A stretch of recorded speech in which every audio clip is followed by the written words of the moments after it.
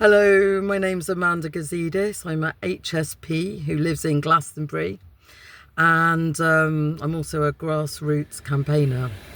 Anyhow, I want to get on to talking about what's been going on the streets of Glastonbury recently. So, well, over the past few weeks, there's been quite a lot of changes on the streets of Glastonbury. So you may or may not have heard that there was actually a lockdown in St John's Primary School. And what happened was there was somebody with a dangerous weapon, and so the whole school had to be locked down. I mean, it really does sound like something off of a movie, doesn't it? Off of a film. So in St John's, the yard, the courtyard at the front, there's been a lot of drinking and the police being called out nearly every day. And obviously since the incident of the lockdown and, our kids not being safe, you can't blame St John's Church for closing down the front area. But now what we're seeing is down in the market square there's some really, really unsociable, untenable and, really, really awful behaviour happening. So there is a drug problem in Glastonbury, but now it seems like the alcoholics and the drug addicts are on the streets, right in people's faces. And I know that these people do need help. I myself have been involved with homeless people, and I know that the majority of them, and I do have empathy, the majority of them turn to drugs, turn to drink because how harsh it is on the streets.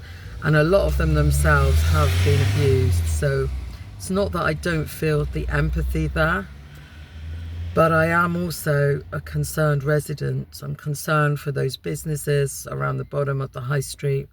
I'm concerned for my housemate who is a busker. And it really does feel like there's some real urgency to look into this matter and to rectify things. We used to have something called the Robert Barton Trust on Silver Street. And now that used to provide showers and, alleviate some of the homeless problem in Glastonbury. But since I lived here and I left in 2013, the problems of drugs and homelessness, the number of caravans has increased exponentially and obviously exponentially. Sorry. And obviously, different measures this needs to be a priority. And what we see is our council putting £30,000 aside for a pie in the sky World Heritage status exploration, where there are much more immediate problems going on our streets here. People are alarmed. It's become untenable here. It's become like Skid Row in New York. It's just a matter of time before we have zombies. I mean, on Saturday night, the scene was horrific. There were people dragging themselves along the ground. There were kids there as well. I mean, I literally have not seen anything like it on the streets of England, of the UK, in my entire life. It's the kind of thing that comes out of a zombie movie, quite frankly. So anyway, I haven't come on here to complain, but I've come on here to ask, what exactly is the priorities of the councils in the places that we live? Surely it should be the safety of the residents.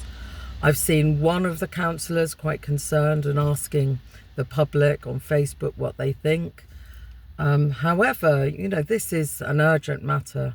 This is extreme, really extreme.